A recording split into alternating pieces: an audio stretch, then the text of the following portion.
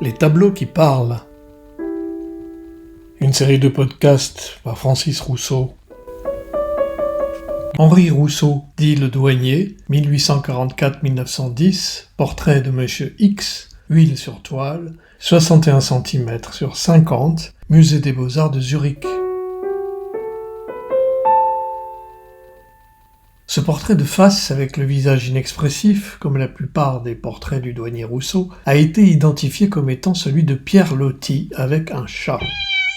On y voit un personnage coiffé d'une chéchia rouge, fumant une cigarette, en présence d'un chat tigré, confortablement installé sur un coussin rouge, le tout se découpant sur un paysage de plein air, dans lequel se dressent des cheminées d'usine, un hommage habituel des peintres de cette époque-là rendu au progrès industriel qui devait améliorer le quotidien de l'humanité, une pensée presque aussi naïve que le style du même nom inauguré par le douanier Rousseau. Selon les experts, Rousseau substitue au paysage agreste des portraits de la Renaissance, dont cette composition veut emprunter les codes, un paysage de la mutation industrielle qui bat alors son plein en ce début de XXe siècle. Et il est vrai que le personnage se présente de face, ou légèrement de trois quarts face, telle une Joconde moustachue, et avec un animal dans les bras, telle une dame à l'hermine, un peu moins apprêtée que l'original.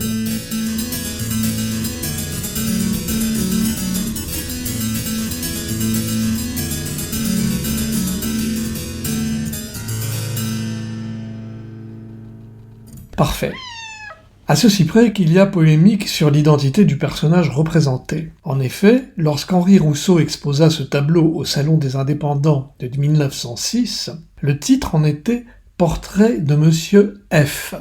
Il faisait ainsi explicitement référence au commanditaire de l'œuvre, l'écrivain Edmond Franck, qui n'est pas resté dans les mémoires pour autre chose que pour cette commande. On sait aujourd'hui qu'après l'avoir acquis, Edmond Franck, très insatisfait de ce portrait, le détruisit purement et simplement et sans état d'âme immédiatement. Rousseau, qui lui en était plutôt satisfait par contre, et prévoyait de toute façon une réaction violente de son commanditaire, en avait fait une copie à l'identique. C'est cette copie, donc, qui par une astucieuse expertise de marchand, se retrouva beaucoup plus tard sur le marché comme étant le portrait de Pierre Loti. C'est la chéchia rouge qui aura sans doute mis l'expert sur la voie.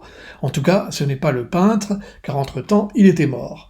En 1910 précisément, des suites d'une gangrène de la jambe à l'hôpital Necker. Ses amis étant absents ou occupés ailleurs, 7 personnes seulement suivirent son cercueil jusqu'au cimetière de Bagneux où, sans le sou, il fut inhumé dans une fosse commune. L'année suivante, quelques intimes se cotisèrent pour faire déposer ce qu'il restait de sa dépouille dans une concession trentenaire. En 1952, soit 53 ans après avoir été peinte, on retrouve cette toile à la galerie Charpentier à Paris, qui la met en vente, sous le nom de Portrait de Monsieur X, entre parenthèses, Pierre Loti, pour une somme assez rondelette, la cote de Rousseau ayant considérablement monté depuis son décès dans la misère. Un grand classique du marché de l'art, pour ceux qui ne connaissent pas les règles. Adjugé 600, monsieur Aubert.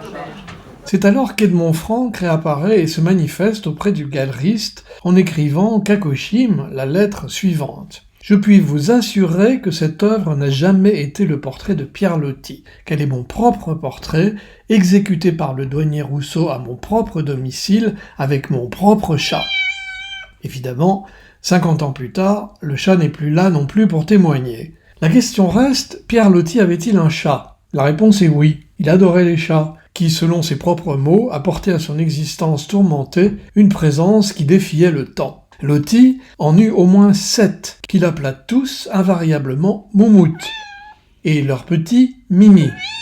Voilà, ça simplifiait les choses, et ça avait le mérite d'assurer la continuité du lignage à peu de frais. Mais, et s'il s'agissait plutôt du portrait de Moumout, avec un homme moustachu portant une chéchia rouge ?